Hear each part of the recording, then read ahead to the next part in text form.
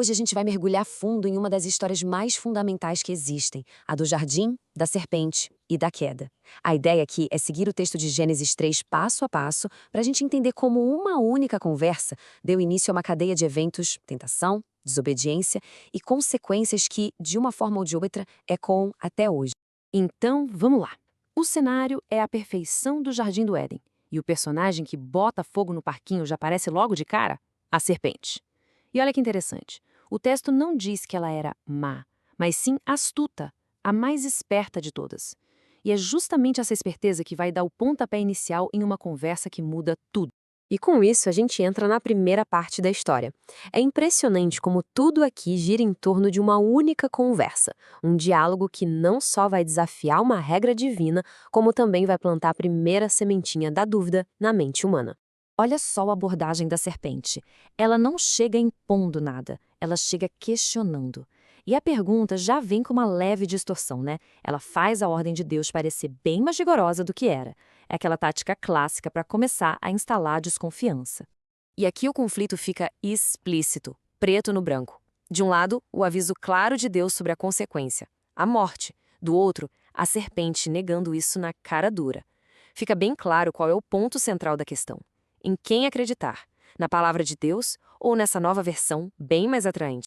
É importante entender que a isca aqui não é só uma fruta bonita. A promessa é muito maior, muito mais ambiciosa. É a chance de virar algo a mais, de passar dos limites humanos e conseguir um conhecimento que até então pertencia só a Deus. É a promessa de poder decidir por conta própria o que é certo e o que é errado. Autonomia total. Bom, a conversa acabou, a dúvida foi plantada, e agora a gente chega naquele ponto de virada da história. O que vem a seguir é uma decisão que, uma vez tomada, não tem mais volta. E o que é fascinante é que o texto detalha o processo mental por trás da decisão. Não foi um impulso, sabe? Foi um processo, quase um checklist. Primeiro ela viu que o fruto parecia bom. Depois, achou bonito. E por fim, o ponto-chave. Desejou aquilo porque prometia sabedoria. Só então, depois de ponderar tudo isso, é que veio a ação de pegar e comer. Agora, atenção para um detalhe que muita gente deixa passar. O texto é bem específico ao dizer que o marido estava com ela. Ou seja, a desobediência não foi um ato solitário, feito às escondidas. Foi um ato compartilhado, uma decisão conjunta, mesmo que a iniciativa não tenha partido dele. E aí, qual foi o resultado? A promessa era se tornar como Deus, mas a realidade foi bem diferente. Em vez de poder, o que eles ganharam foi uma nova consciência, uma percepção bem desconfortável da própria vulnerabilidade. Eles perceberam que estavam nus, e a primeira reação foi a vergonha, a necessidade de se cobrir, de se esconder.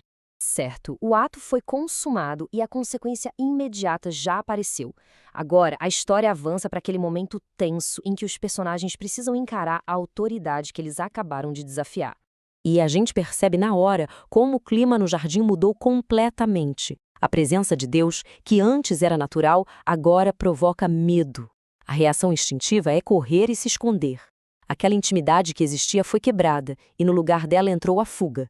E a primeira pergunta de Deus é muito significativa. Não é uma acusação do tipo, o que você fez? É uma pergunta de localização. Onde você está? É uma pergunta que busca, que tenta restabelecer o contato, que força a saída do esconderijo, tanto físico, de trás das árvores, quanto emocional. A resposta de Adão é bem reveladora. Ele conecta os pontos. Ouvi sua voz, fiquei com medo porque estou nu e por isso me escondi. Ele admite o que está sentindo, a emoção, mas ele ainda não admite o que ele fez para se sentir daquele jeito. E aí, quando a coisa aperta, começa o famoso jogo de empurra. Pressionado, Adão desvia a responsabilidade e faz isso de um jeito muito astuto. Ele não culpa sua mulher. Ao dizer a mulher que você me deu, ele, nas entrelinhas, também joga a culpa em Deus. É uma transferência de responsabilidade em dose dupla. E a corrente de culpa não para por aí, claro. Quando a mulher é confrontada, ela faz a mesma coisa, aponta para o próximo da fila. A serpente me enganou. É impressionante. Ninguém ali está disposto a simplesmente dizer, eu errei. A culpa é sempre de outro. Bom, o jogo de empurrar a culpa termina e agora vem a parte das consequências formais. Cada um dos três envolvidos na história vai receber uma sentença específica que vai alterar a existência deles para sempre. Vamos dar uma olhada. Para a serpente, vem uma humilhação física e uma inimizade perpétua. Para a mulher, a sentença atinge em cheio a maternidade, com o aumento da dor e também a dinâmica do relacionamento. E para o homem, o trabalho, que antes era cuidar do jardim, agora vira um fardo, uma luta dolorosa contra uma terra que se tornou hostil. E no final da sentença do homem vem talvez a declaração mais pesada de todas. É um lembrete direto da origem e do destino final. Aquela promessa da serpente de certamente não morrereis se revela a maior mentira da história. A mortalidade, agora, é uma certeza. E com as sentenças dadas, a gente entra na parte final, no desfecho dessa história. As últimas ações acontecem dentro do Jardim do Éden e o destino da humanidade é selado de vez.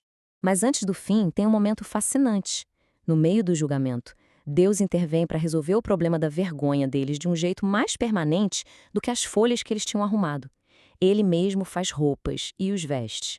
É um ato de provisão, um detalhe que mostra toda a complexidade da situação.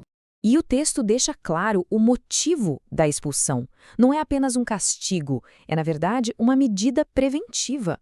A ideia era impedir que a humanidade, agora nesse estado de desobediência, comesse também da árvore da vida e ficasse presa nessa condição para sempre. E aí vem o clímax, o ato final e irreversível. Eles são banidos do jardim, para trabalhar a terra da qual foram formados, o que ecoa diretamente a sentença sobre a mortalidade. O paraíso está oficialmente perdido. E para garantir que o banimento seja definitivo, a segurança é reforçada, e não é pouca coisa. O texto fala de querubins, seres angelicais e uma espada de fogo que se move sem parar, bloqueando o caminho de volta. A mensagem é clara, o acesso está fechado. E a gente termina com essa pergunta, que surge direto desses últimos versículos. Se a expulsão foi para evitar a vida eterna num estado de queda, por que guardar o caminho? Por que não simplesmente destruí-lo? Isso quer dizer que a barreira é uma punição, uma proteção, ou quem sabe, a possibilidade de que o caminho possa um dia ser reaberto sobre outras condições. É uma questão que fica no ar e que atravessa toda a história.